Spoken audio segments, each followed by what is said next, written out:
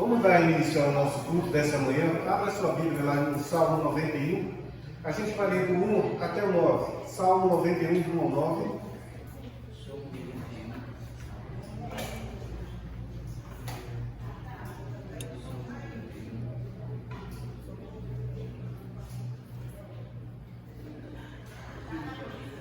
Salmo 91, de 1 ao 9. Você já se coloca de pé aí, em reverência à palavra de Deus. Vamos ler a palavra de Deus em pé.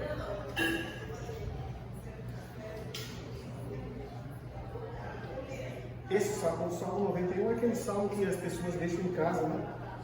Com a Bíblia aberta lá, e muitas vezes a poeira está lá, mas nem que é bom nada. Salmo 91, a partir do 1 ao 9. Aquele que habita no abrigo do Altíssimo e descansa à sombra do Todo-Poderoso, pode dizer ao Senhor: Tu és o meu refúgio e a minha fortaleza, o meu Deus, em quem eu confio. Ele o livrará do laço do caçador e do veneno mortal. Versos 4. E o cobrirá com suas penas, e sob as suas asas você encontrará refúgio. A fidelidade dele será o seu escudo protetor. Verso 5. Você não temerá o pavor da noite, nem a flecha que voa de dia, nem a peste que se move sorrateira nas trevas, nem a praga que devasta ao meio-dia. 1000 poderão cair ao seu lado, 10.000 à sua direita, mas nada o atingirá. Você simplesmente olhará e verá o castigo dos ímpios. Se você fizer do Altíssimo o seu abrigo, do Senhor o seu refúgio. Amém? Amém. Vamos orar. Grandioso e poderoso Deus, maravilhoso Tu és, meu Pai. Graças te damos, Senhor, por estarmos na Tua casa, por estarmos com saúde. Ó Deus, por nós estarmos bem. Graças a Ti, ó Deus, tivemos uma noite em paz, uma noite tranquila. Que o Senhor continue, Pai, abençoando os irmãos que já estão aqui presentes, aqueles que não puderem estar nesta manhã. Guarde-os, ó Deus, e livre de todo mal. Esteja, meu Deus, com o casal, o irmão Daniel e a sua esposa, Senhor. Ó Deus, quando eles voltarem, venha, Pai, com segurança. Que o Teu Santo Espírito seja o seu guia, Senhor. Seja o seu protetor. Pai Santo, que nós possamos, ó Deus, honrar, glorificar e exaltar o Teu nome. Que nós possamos cantar louvores para o Senhor. E que esses louvores cheguem ao Teu trono de graça, meu Pai. Que nós possamos cantar, ó Deus, com o coração, com nossa alma, porque é dedicada ao Senhor. Ó Deus, perdoa os nossos pecados, as nossas falhas. Perdoa, Deus, os nossos pensamentos maus. Ó Deus amado, que o Senhor esteja, Pai, nos acolhendo. Que a Tua misericórdia seja derramada sobre nós, sobre a Tua igreja, Senhor. Ó Deus, abençoa toda a programação deste domingo. Que tudo seja feito de fato para honrar, glorificar e exaltar o nome do Senhor. Essas bênçãos nós te pedimos e agradecemos em nome do Senhor Jesus. Amém.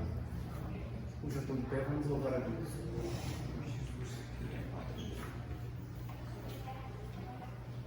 Hino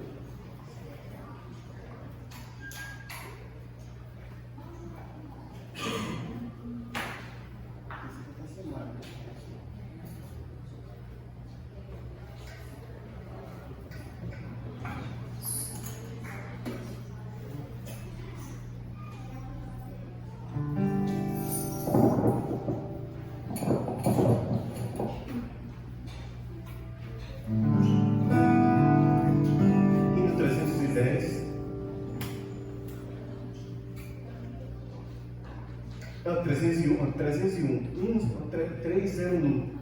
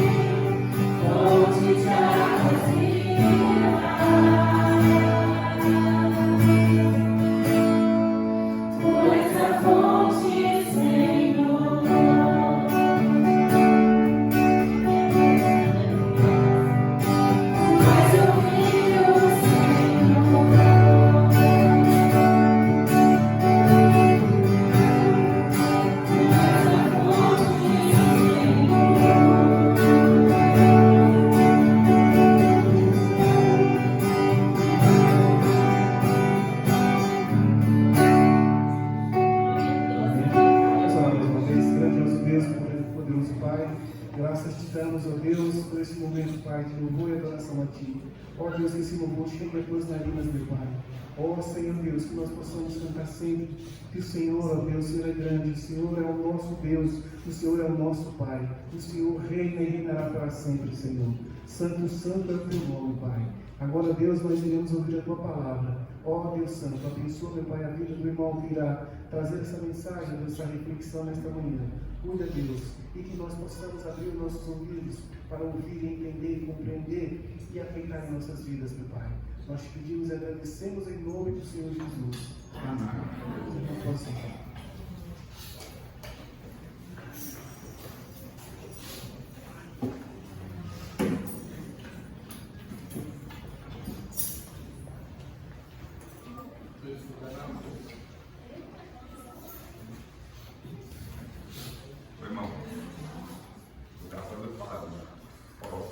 Eu fui numa igreja batista, lá no Minas, que vai para o André.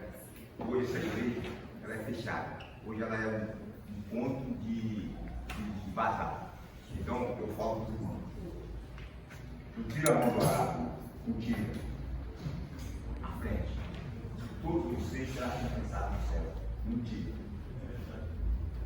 Leva à frente. Porque Deus, Ele é poderoso e a obra dele pode parar. Amém.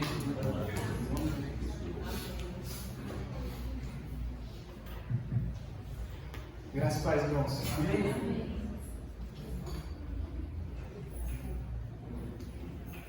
Irmãos, hoje a gente vai ver de novo o Hebreus. Desde que o pastor Elias veio aqui a primeira vez, e aí comentou sobre Hebreus, eu comecei a ler e estudar mais, e assim como toda a Bíblia, né? A gente vê como os homens usados aqui por Deus, eles são inspirados pelo Espírito Santo, de tal forma que eles falam de forma tão atemporal, que a Bíblia ela é atemporal, ela nunca está desatualizada. E lendo Hebreus, a gente vê assuntos que a própria carta responde, porque toda a Bíblia ela se interpreta. A Bíblia responde à própria Bíblia. Quando nós temos dúvidas sobre alguma passagem, sobre algum tema específico, a própria Bíblia se responde. E eu vou pedir aos irmãos que abram lá em Hebreus 6. Na quarta passada nós pudemos ler Hebreus 5. Nós vemos um pouco sobre o sacerdócio de Jesus, que é um sacerdócio real, ao mesmo tempo que ele é rei, ele é sacerdote. E agora a gente vai entrar num outro tema, que é muito importante.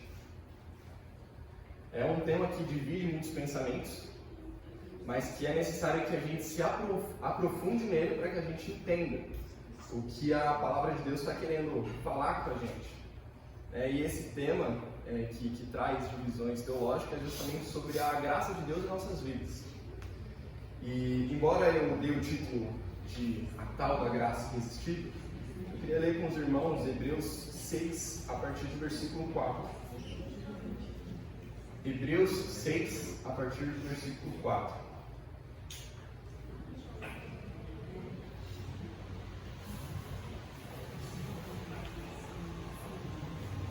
Irmãos, se quiserem acompanhar no telão também, já está aí reproduzido.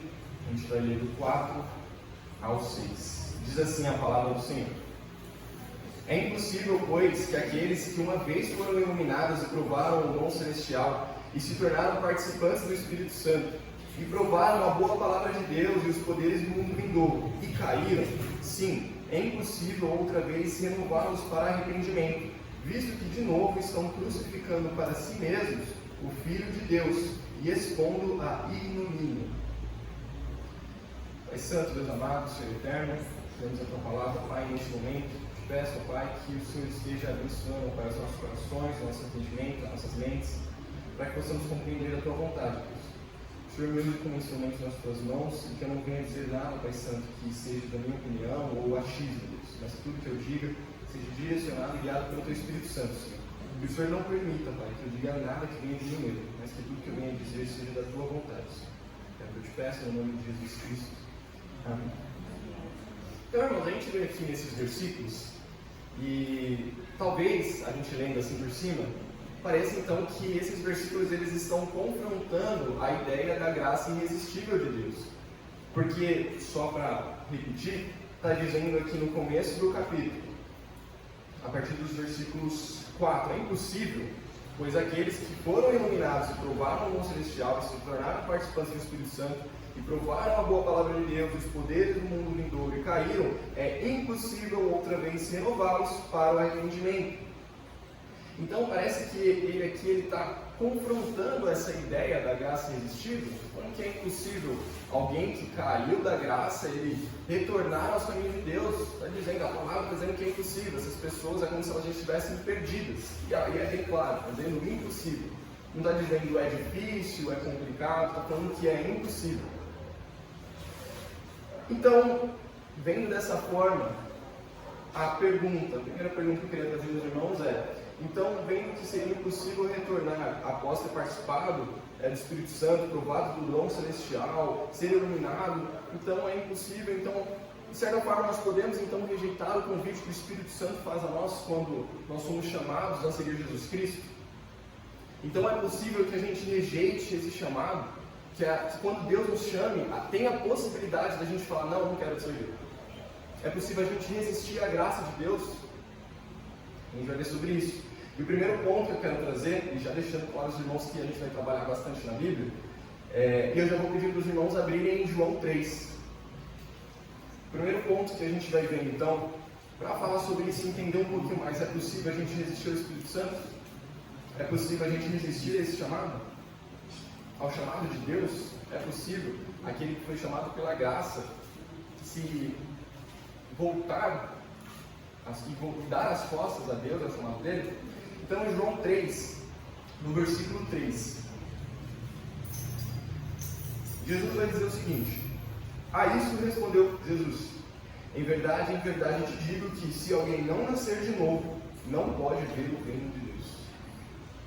Esse termo nascer de novo, ou como alguns teólogos também gostam de traduzir, nascer do alto, nascer das coisas que vêm do alto, se refere a uma revitalização que parte do próprio Deus. Então é uma revitalização, é uma regeneração que o próprio Deus faz dentro daquela pessoa. O próprio Deus age naquela pessoa e revitaliza aquela pessoa, transforma aquela pessoa. Ele conduz aquela pessoa que foi regenerada pelo próprio Deus para que aquela pessoa ande conforme os princípios de Deus. É o próprio Deus que está agindo no coração daquela pessoa, é o próprio Deus que está agindo na mente daquela pessoa, é o próprio Deus que está transformando aquela pessoa. E um fato interessante: se a gente quiser nos transformarmos, nós não vamos conseguir. Nós temos que depender de Deus para isso também. Se a gente virar e falar: não, porque hoje eu quero ser assim, eu quero vencer tal pecado, eu quero me aproximar de Deus, mas eu quero fazer isso com as minhas próprias mãos. E aí você não ora, não pede ajuda, não pede misericórdia a Deus, não pede para que Ele te ilumine, você tenta fazer por você mesmo.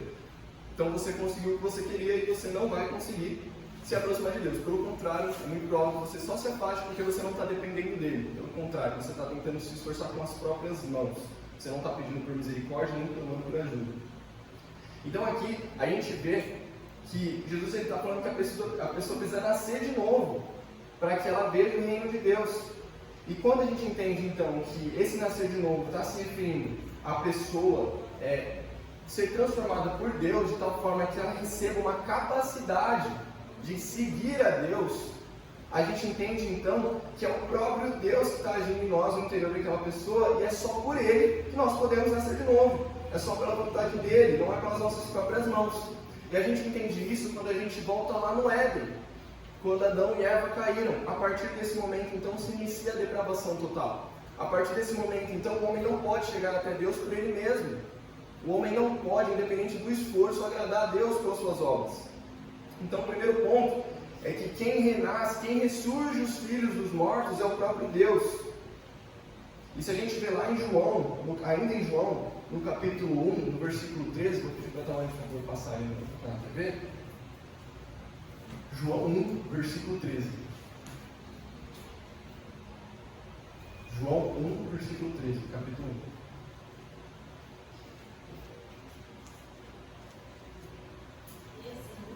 João 1, 13. Só uma citação. os quais não nasceram do sangue, nem pela vontade da carne, nem pela vontade de homem algum, mas nasceram de Deus. Da mesma forma que Nicodemos até questiona Jesus no capítulo 3, dizendo: como é que um homem velho pode voltar ao ventre da sua mãe? De alguma forma a gente pode voltar às mãos de Deus por nós mesmos? Nós não podemos entrar no ventre da nossa mãe de novo para nascer de novo. E para nascer de Deus, nós não podemos forçar uma entrada em Deus. Pelo contrário, é Ele que nos renasce, é Ele que nos ressurge dos mortos. Porque nós estávamos mortos em nossos pecados e Ele foi lá com toda a sua misericórdia e graça e nos deu uma nova vida para que a gente pudesse viver. Então, nós temos que nascer de novo. E nós nascemos de novo quando Deus nos transforma, nos regenera e nos dá uma capacidade moral de seguir aquilo que é a favor do que o Filho dele pregou. Segundo ponto, um ponto mais importante: nós podemos resistir ao Espírito Santo? É praticamente a primeira pergunta que eu fiz, e sendo sincero, eu poderia resumir tudo que eu quero falar aqui só com essa pergunta e só com as informações que eu vou trazer aqui. Nós podemos resistir ao Espírito Santo? Vou pedir para os irmãos abrirem Atos 16, a partir do versículo 1. Tem quem creia que é sim possível a gente resistir a esse chamado Espírito Santo. Tem quem creia que é possível uma pessoa negar, resistir a esse chamado do Espírito Santo. Mas aí a gente confunde, quando nós pensamos assim, o chamado interior que parte do Espírito Santo com o chamado exterior, que é o que nós fazemos no evangelismo. E a gente vai ver a diferença disso. Atos 16, a partir do versículo 1, a gente vai ler até o versículo 14. Todos acharam?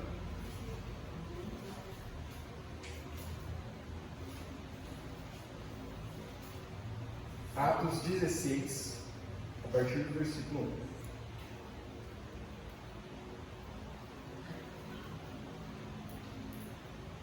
Diz assim a palavra de Deus.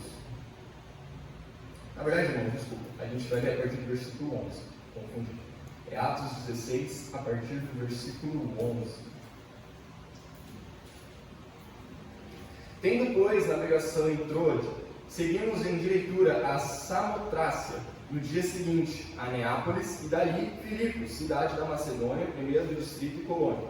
Nessa cidade permanecemos alguns dias. No sábado saímos da cidade para junto do rio, onde nos pareceu haver um lugar de oração. E assentando-nos, falamos às mulheres que ali tinham concorrido. Certa mulher chamada Lídia, da cidade de Tiatira, vendedora de púrpura, temente a Deus, nos escutava. O Senhor lhe abriu o coração para atender as coisas que Paulo dizia. Depois de ser batizado, ela e sua casa nos socorro, dizendo: se julgais, se eu sou fiel, o Senhor entrará na minha casa e aí ficai. Irmãos, o primeiro ponto então disso, a gente vê a partir do versículo 11, aliás, a partir do versículo 14, acredito. Certa mulher chamada Lídia, da cidade de Tiatira, vendedora de púrpura, temente a Deus, nos escutava, e o Senhor lhe abriu o coração para atender as coisas que Paulo dizia. Isso aqui é o chamado interior em ação. A mulher que citava, a Lídia, era uma mulher temente a Deus, mas a gente entende que ela era uma gentia. E que tipo de gentil era Lídia? Era uma pessoa que acreditava na nossa mesma fé, monoteísta, que só existia um Deus, cria que esse Deus existente era o Deus de Israel, praticava as leis dos judeus, que eram as leis que Deus deu para eles, mas por outro lado, os gentios eles não praticavam, no caso, os ritos cerimoniais. Então, certos alimentos que não eram dos judeus de consumo, os gentios não avaliavam da mesma forma. Então, eles não seguiam 100% o judaísmo, mas eles eram pessoas que eles estavam ali se esforçando para seguir o judaísmo. Então, a Lídia, citada aqui, ela era uma pessoa, uma gentia, temente a Deus. Ela cria que só existia um Deus.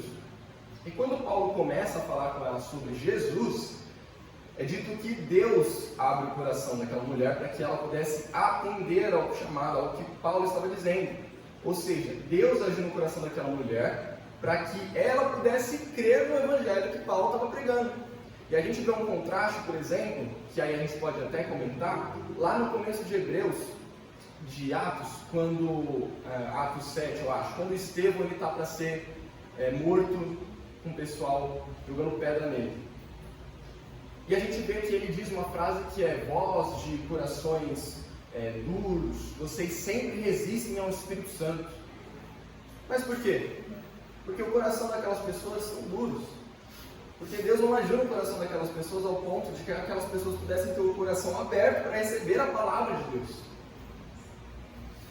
Não é que o Espírito Santo chegou e bateu na portinha e fez um chamado e a pessoa não atendeu.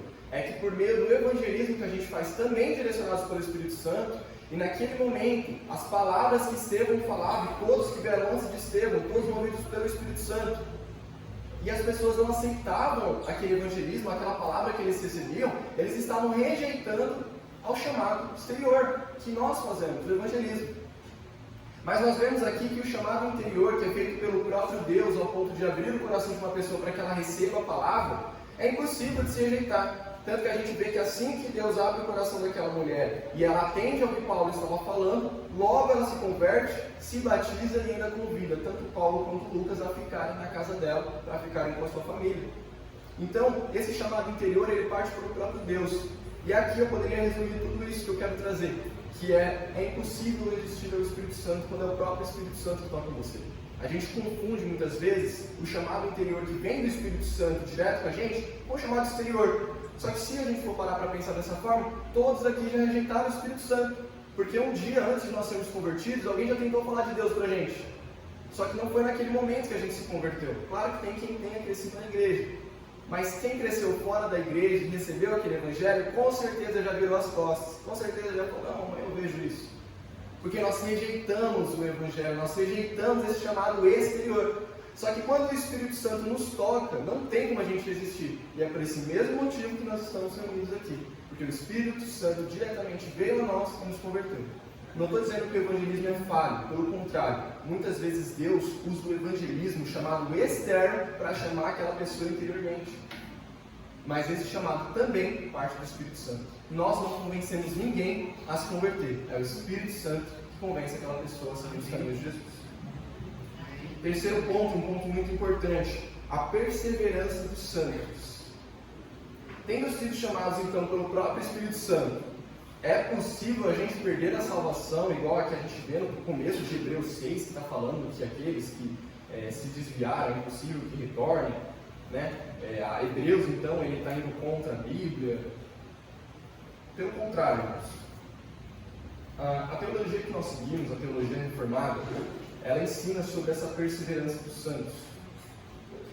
Em sua essência, significa que é impossível um crente convertido em Jesus Cristo se desviar dos caminhos de Jesus. Da mesma forma que aqui diz que é impossível alguém que já experimentou, já foi participante, ele retornar aos caminhos de Deus, é impossível que um crente em Cristo Jesus se desconverta, que ele deixe de ser guiado por Jesus, que ele perca a salvação. Isso também é um tema muito discutido. A salvação se perde? Mas a resposta é bíblica. Não, a salvação não se perde. E a gente vai ver agora. Então, se a salvação não se perde, por que Hebreus está falando que é impossível com que aqueles que foram iluminados, provaram do dom celestial, se tornaram participantes do Espírito Santo, provaram da boa palavra de Deus, escolheram o mundo vindouro e caíram? É impossível. Por que é impossível? Eles voltaram, se a salvação não se perde. A gente vai ver lá em 1 João 2,19. Olha o que o João diz sobre esse mesmo grupo de pessoas. Eles saíram do nosso meio, entretanto, não eram dos nossos. Porque se tivessem sido dos nossos, teriam permanecido conosco. Todavia, eles se foram para que ficasse manifesto que nenhum deles é dos nossos. Está falando desse mesmo grupo de pessoas. Que grupo de pessoas? O tipo de pessoa que se apaixona pela doutrina, se apaixona por elementos do cristianismo, mas não tem uma vida de paixão e amor pelo próprio Jesus Cristo. É uma pessoa que se apaixona pelo local, pela estrutura, pela igreja, pelas pessoas da igreja, por alguns ensinamentos bíblicos, mas não são apaixonados por Jesus Cristo. E é por isso que a gente vê tantas igrejas que não pregam o evangelho, que pregam o evangelho deturpado, que muitas vezes passam a mão na cabeça do pecado, porque não amam Jesus Cristo, mas amam as coisas que aquela igreja propõe. A maioria das pessoas que estão perdidas dentro dessas igrejas que pregam o pecado como se fosse algo bom, é porque gostam de praticar o pecado. E é por isso que eles estão bem naquele lugar que eles estão. Porque o pecado não é combatido, e eles acham que está tudo bem eles continuarem pecando. Porque não leem a Bíblia, vendo que o que eles estão fazendo é pecado. E eles amam o sentimento de poder servir a Jesus, mas serem do jeito que são, sem terem nascido de novo do Espírito Santo, sem terem nascido de novo em Jesus Cristo. É esse grupo de pessoas que Hebreus e João está falando. O grupo de pessoas que não é apaixonado por Jesus. A gente vê o exemplo de Lídia. Ela seguia o judaísmo, ela era temente a Deus, mas ela não seguia o judaísmo 100%. Porque ela não fazia os ritos ali cerimoniais, alimentares. Mas quando Deus fala com ela diretamente, abre o coração dela, ela se converte. Antes ela não era convertida. Jesus chega, o Espírito Santo fala com ela e ela se converte. Podemos ver que antes ela ser convertida, ele era desse grupo de pessoas que amava os elementos, mas não o autor e consumador da fé. Na verdade, me corrigindo, a gente não pode falar disso sobre ela, porque a palavra diz que ela era temente a Deus.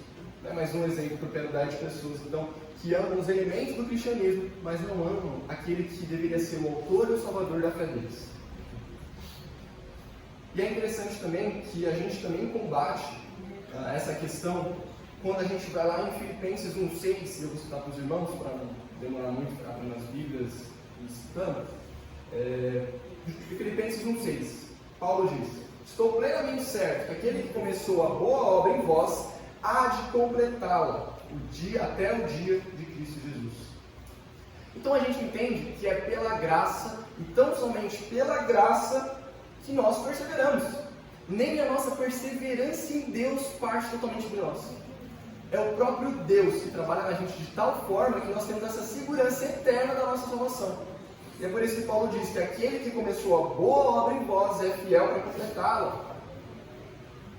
Porque ele começou e ele vai terminar. Romanos 8, também a gente vai ver que o próprio Deus ele promete essa salvação, e é com base nessa promessa da salvação aqueles que temem a Cristo, que têm Cristo como Salvador, que confessam Jesus Cristo como Senhor, é por meio dessa promessa que Ele nos marcou com o Seu Espírito Santo, e é por meio dessa promessa e desse selo que a gente vê lá em Romanos 8, Paulo dizendo: e aos que predestinou, Ele também chamou, e aos que chamou, esses também justificou, e aos que justificou, esses também glorificou. Deus ele fez todo o trabalho difícil por nós. Até essa fé que nós temos, que é perseverante, é Deus quem realizou na gente, é Deus que nos deu essa fé.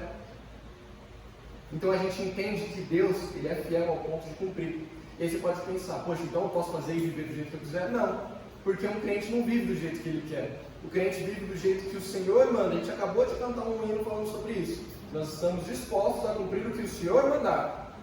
Esse é um crente. O crente que fala: não, mas eu não vou perder minha salvação porque eu estou pecando aqui, mas Deus é fiel para cumprir. Ele não é crente se ele está pecando e gosta de estar pecando. E é o grupo que está aqui que a gente está falando. Então o crente verdadeiro em Cristo Jesus, ele peca, mas quando ele peca, ele se arrepende, ele retorna, dói, entristece, machuca o crente. Porque não é algo que é comum na vida do crente, não é algo que é normal na vida do crente. Ele peca, mas ele não quer pecar, mas ele é falho, ele é humano, ele peca. Mas isso não faz com que ele seja desviado, ainda mais quando ele se arrepende. Isso só mostra a ele quão dependente de Deus ele é. E quando nós pecamos e nós nos arrependemos, é aí que nós pensamos: puxa vida, por que eu fiz isso? Por que eu não fui atrás de uma palavra para eu ler? Por que eu não fui atrás da Bíblia? Aí nós entendemos que nós somos dependentes de Deus até para nos livrar dos nossos pecados. Até para perseverarmos na nossa fé, nós somos dependentes de Deus. Vamos então para o quarto ponto, que eu já estou finalizando, a gente está um pouco para frente, eu não quero tomar muito tempo dos irmãos. Quarto ponto, que na verdade ele já é respondido pelo que eu acabei de dizer. Então, a quem que o autor de Hebreus estava se referindo? Esse texto de Hebreus 4,6 ele é um texto que ele é muito discutido, porque tem quem acha que está se referindo aos crentes que podem perder a salvação, e tem quem acha que está se referindo, como eu disse, a esse grupo de pessoas que não são crentes, não são convertidos. Mas, como eu disse no começo, a própria Bíblia se interpreta. A Bíblia se auto-interpreta. Quando a gente lê a Bíblia e a gente tem uma dificuldade, a gente pode procurar pastores, vídeos, explicações, mas quando a gente procura na própria Bíblia que a gente tem as respostas das nossas dúvidas. Spurgeon, que foi um grande pregador, ele cria que essa passagem de Hebreus, na verdade, ele estava se referindo a uma hipótese. É como se ele estivesse dizendo assim, o autor de Hebreus, olha, se vocês se desviarem, vai ser impossível que vocês se tornem ao caminho de Deus.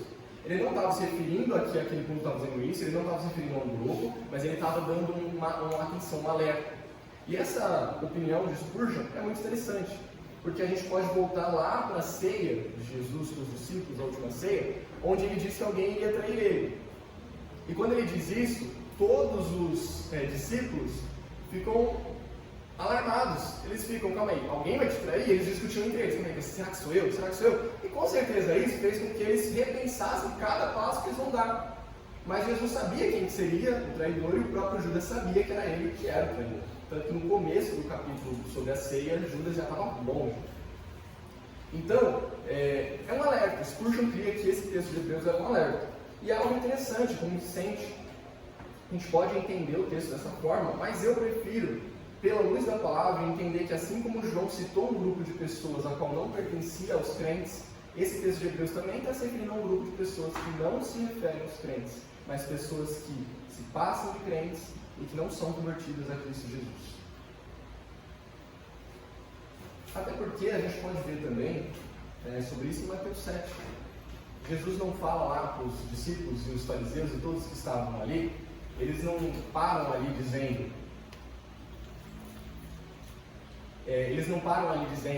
Jesus ele para o pessoal e fala, olha, vocês estão aqui me seguindo, estão me servindo, mas muitos no dia da minha volta dirão, Senhor, eu profetizei no seu nome, Senhor, eu curei no seu nome, Senhor, eu preguei a tua palavra. E Jesus vai dizer, nem te conheço. Esse crente perdeu a salvação? Não, nunca foi convertido, porque nunca conheceu Jesus. Então esse grupo que o autor de Hebreus está se referindo.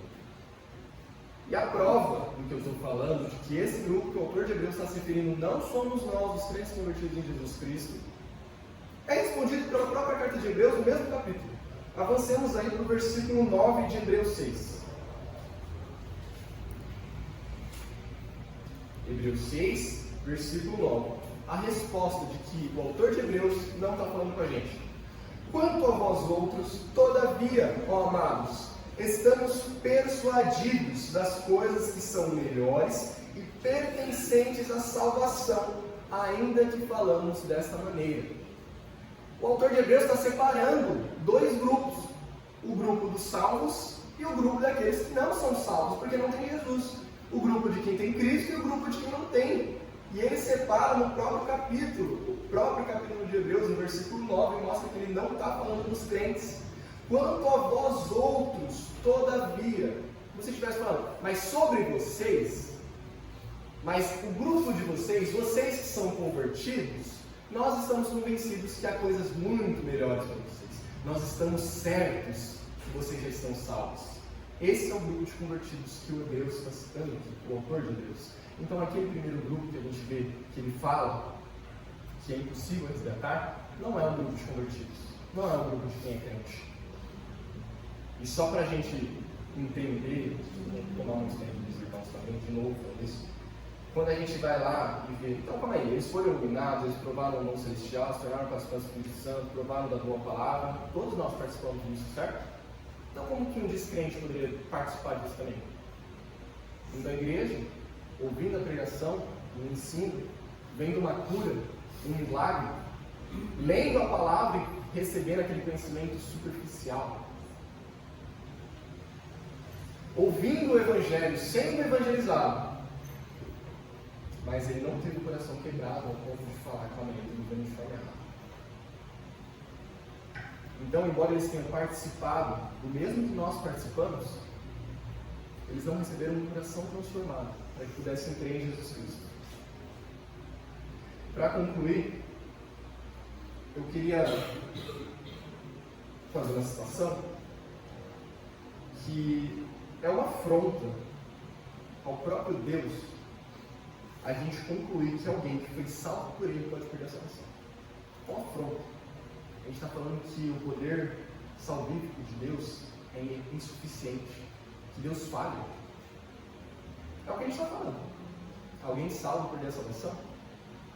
É uma afronta. Porque quem nos salva é Deus. Quem nos resgata os pecados é Deus. Quem nos transforma, nos regenera e nos faz nascer de novo é Deus. Como que eu posso falar que alguém que foi regenerado pelo Espírito Santo, foi transformado pelo Espírito Santo, recebeu o Espírito Santo, participou diretamente do Espírito Santo, não aqui numa igreja ou algo assim, mas participou diretamente do Espírito Santo, se converteu pelo Espírito Santo, essa pessoa perdeu a salvação? É uma afronta a Deus. Eu estou falando que o poder de Deus não é eficaz, que é insuficiente. Eu estou afrontando Deus. E eu queria ler com os irmãos, para finalizar de fato, uma confissão de fé. Confissão de fé, normalmente, são documentos históricos que foram. Essa aqui que eu li foi escrita no século XVII. E é um documento histórico e doutrinário. Muitas das doutrinas que nós temos hoje, reformadas, partem de inspirações ou dessas próprias confissões de fé. São pastores da época que se reuniram e analisaram a Bíblia e falaram: olha, isso aqui se faz assim, isso aqui se faz assim, isso aqui se faz assim. As confissões de fé não são a nossa regra de fé, que é a palavra, mas elas são como uma guia à Bíblia. Eu queria ler com os irmãos a Confissão de Fé de Westminster. A Confissão de Fé também era dividida por capítulos, é muito interessante. E eu vou ler a Confissão de Fé de Westminster, do capítulo 18 ao versículo 2, que é a certeza da graça e salvação. Vou ler um e dois, para a gente finalizar, orarmos e tomarmos nosso café. Ainda que os hipócritas e os demais não regenerados possam iludir-se em vão com falsas esperanças e com a carnal presunção de que se encontrarem no favor de Deus em estado de salvação, esperança essa que perecerá, os que verdadeiramente creem no Senhor Jesus e o amam com sinceridade, procurando andar diante dele com toda a boa consciência, podem nesta vida certificar-se de se encontrar em estado de graça e podem regozijar-se na esperança da glória de Deus, a esperança que jamais os envergonhará. Segundo ponto ainda da Confissão de Fé de Westminster.